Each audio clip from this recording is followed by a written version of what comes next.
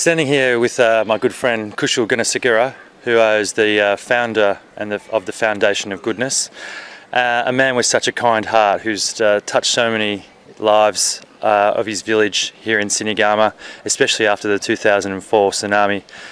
Kushil, can you tell us a little bit where you grew up and how this place began to be? Each time I came back to the village, I used to see kids struggle, very disadvantaged, but really bright, more skillful and talented than I am. So I wanted to someday make a difference. What is preventing from them, making that progress?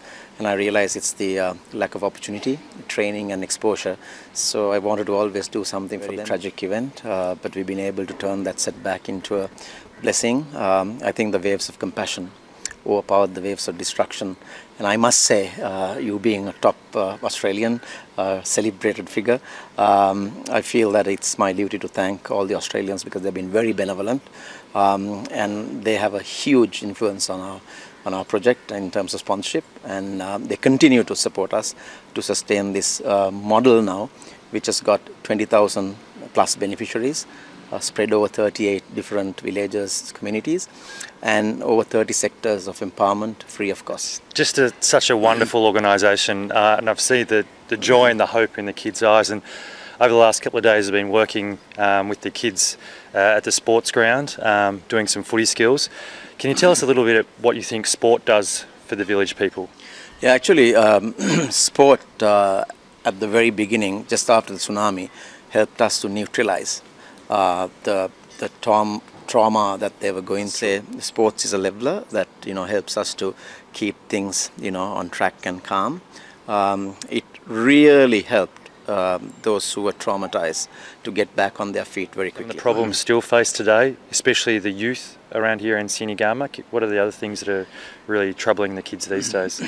Actually, one of the aims of the Foundation of Goodness, or the aim, is to narrow the gap between the urban and the rural sector through productive activities. The issue here is that as we go into the rural communities, they lack the opportunity, the training and the facilities and the exposure.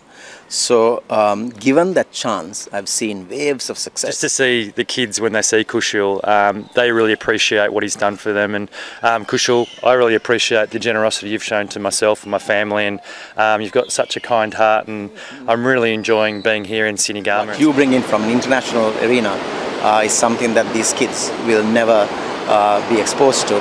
So you're bringing in mental toughness, you bring in about physical fitness, then nutrition values, life skills and all of that. So giving these kids the next chance beyond the field is as important as playing sport competitively on the field. I think that goodness is the only investment that doesn't fail, and I'm a firm believer of the village in the wake of a wave. Yeah.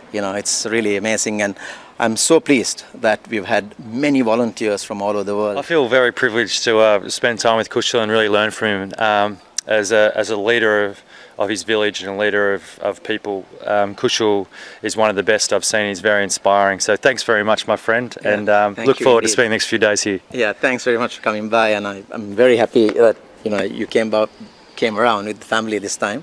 And it's also a good experience for your own kids, yes, to interact with kids of a fairly less privileged background, and when they see kids smiling and being so content, that's another whole new experience. So I want to end by saying that we make a living by what we get, but we make a life by what we give. So true. Thanks, mate. Thanks very much.